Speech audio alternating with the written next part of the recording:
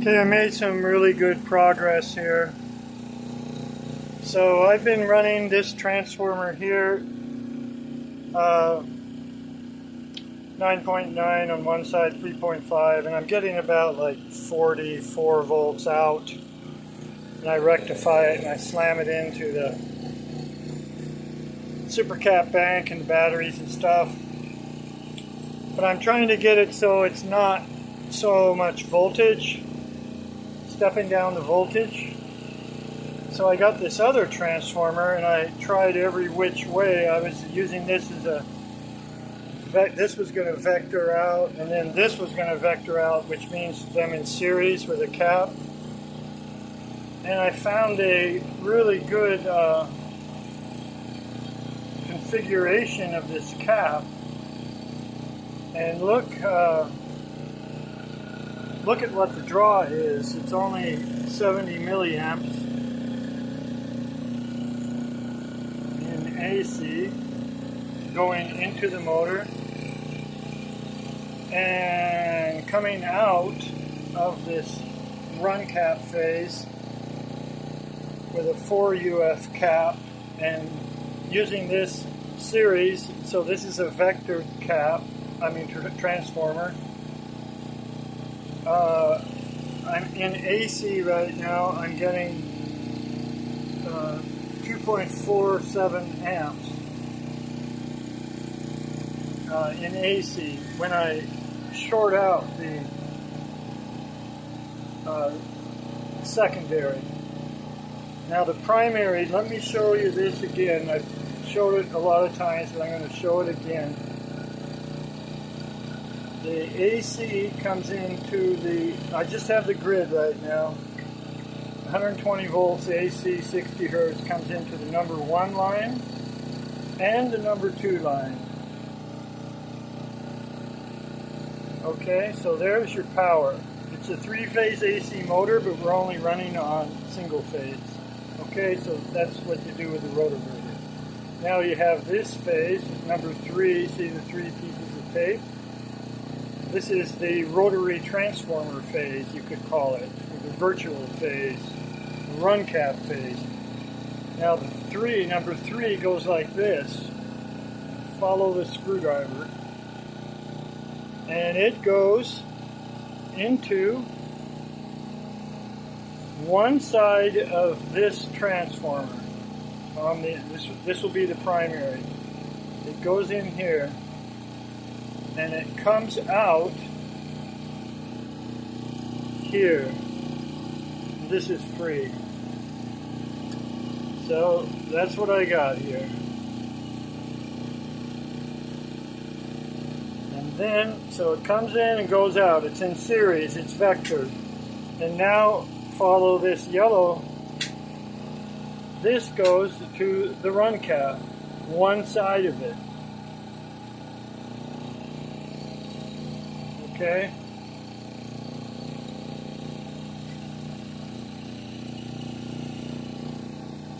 Now you have made this transformer side, this half of it, is in series. It's in series, it's vectored, and it has a cap in it. Okay? The other side of that cap goes to line 2, which is also the AC input. See that? That's line 2 right there. Goes to the AC input. Now, so I vectored this, and so I've been trying a whole bunch of different things. And this has come out really good because, watch this. This is what's really very cool.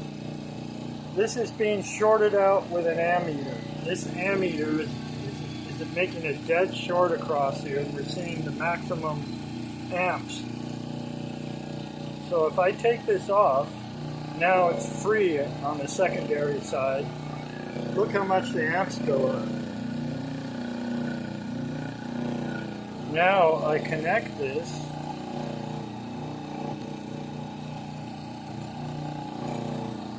watch the sparks. Oh, never mind. Okay, so when I connect it, look how far it goes down. Isn't that amazing? That's because you have a series vector transformer. Now, here's the other thing that's really good about this. I want to be like under 16 volts, and so I don't blow up my inverter when I plug all this into the inverter, you know? When I plug it into a little inverter here. So I need to rectify what's on here and plug it in that inverter there. But first of all, let's see what the voltage is. So I'm going to take this off. Here's my voltmeter over here. Now when I hook up the voltage, and this is going to be AC, I haven't put a rectifier on it yet. I haven't put a full wave bridge rectifier on it. Look what I get. I get 17 volts. Isn't that nice? So when I put a full wave bridge on there, it's going to knock that down some. And also notice, because I only have a voltmeter across this secondary of this transformer, and remember the primary is in series, this is in just straight across the secondary, and again this one's free, so it's just these two wires. And we also have this huge input in amperage now, because there's no resistance with this voltmeter. But let's put the ammeter back on there. And if you're understanding what's going on, you know what's going to happen. When I put this voltmeter on, okay, so right now it's 340 milliamps this motor is drawing, because it's an open circuit on the secondary. But when I close the circuit by shorting it out with a ammeter in AC, call it crowbar, and look how far it goes down. Isn't that nice? So now I need to put a full wave bridge rectifier on the AC across right here and dump it into this cap bank and these two batteries. And then put a inverter like this one, being powered by this, take the AC out and stick this into the AC out, and then it's looped. So, you know what? I'm going to leave you all on the end of this episode, because I got to go pretty soon. And I'm in no big hurry, but this is pretty good. Sorry. So, hold on, I'll tell you what the ohms is for this transformer. I can at least do that. I think it's an isolation transformer, a step-down isolation transformer. I don't see anything on it, the model number or anything. So one moment, and I'll give you the ohms. Okay, here's the series primary is 7.3 ohms. The secondary is 0.5 ohms. Okay. The run cap is a 4 UF run cap. Should any of you out there wish to copy what I'm doing, have a transformer 7.3 on one side, 0.5 on the other. Run this in series to the third phase of a rotoverter and have a 4 UF run cap. And all motors are not going to be the same. You're going to need to find your best value of that run cap. And then have a secondary about 0.5. and rectify it, shove it into a super cap and a battery, and hopefully I'll get it so it's only going to be a super cap.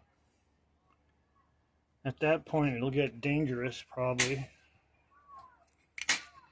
Get a cease and desist, cease and detest order perhaps from somebody, or not.